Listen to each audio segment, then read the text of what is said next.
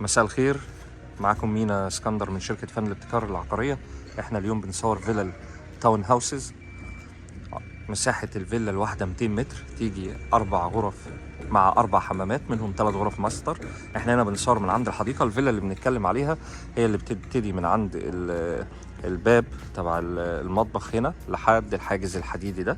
موجود عندنا الفيلا دي وموجود عندنا الفيلا اللي جنبها، الاتنين نفس بعض بالضبط. الفيلا تيجي دورين، اطلالتها هنا على جبل كرتبة، بتطل على المجمع من الداخل، وحمام السباحة نفس ما مبين في الفيديو. طبعا المشروع هيكون جاهز على نهاية الشهر، كل شيء فيه خالص. هندخل نشوف الفيلا من جوه. طبعا الحديقة دي كلها من عند الشجر لحد السياج الحديدي ده كله خاص بالفيلا نفس ما مبين في الفيديو.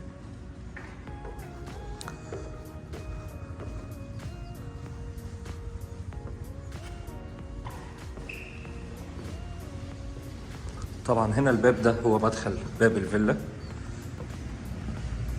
هنا عندنا المصافي تبع الفيلا، تشيل 3 سيارات. طبعا الباب ده حديد، بيفتح بالريموت، بيكون بالشكل ده كده.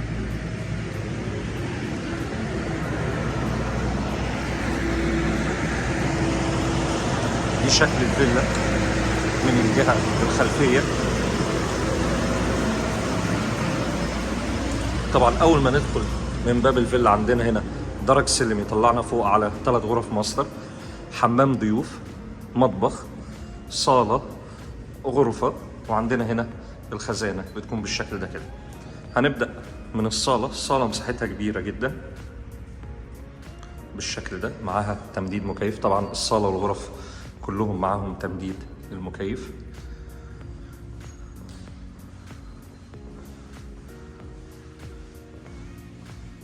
هنا الحديقة اللي صورناها في أول الفيديو بتكون بالشكل ده كده، إطلالة على الجبل وعلى المجمع. هنا عندنا تراس أرضي بنقدر نطلع منه من المطبخ، من باب المطبخ هنشوفه بعد شوية. دي شكل الصالة من الجهة التانية.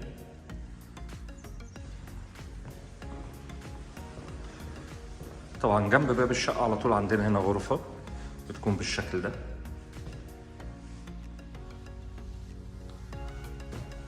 وإطلالتها خلفية على الشارع والباركينج.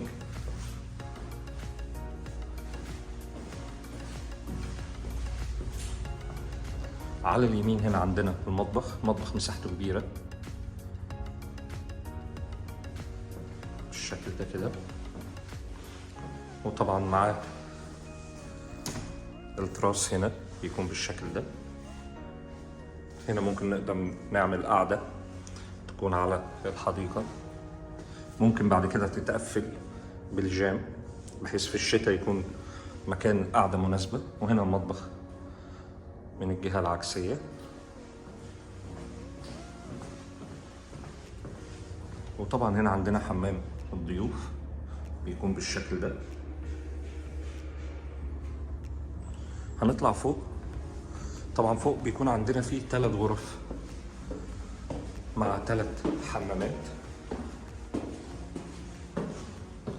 هنا عندنا الموزع مساحته كبيرة. على اليمين هنا عندنا غرفة غسيل تكون بالشكل ده كده. هنا عندنا الغرفة الأولى.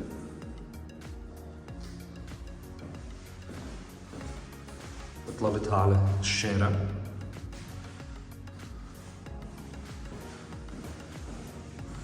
معاها طبعا الحمام الخاص بيها، حمام مساحته كبيرة.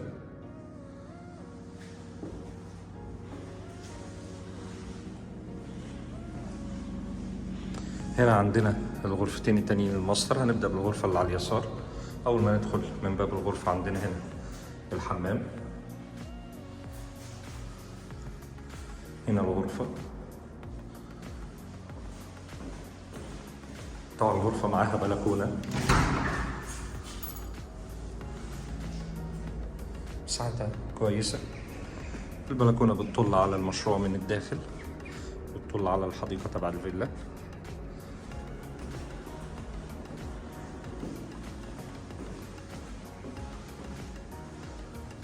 وهنا عندنا الغرفة الرابعة واللي هي التالتة في الدور اللي فوق، ودي أكبر غرفة موجودة عندنا.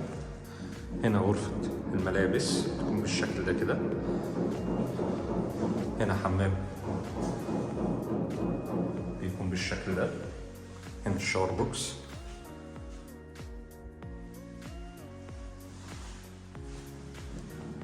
وهنا عندنا الغرفة نفسها،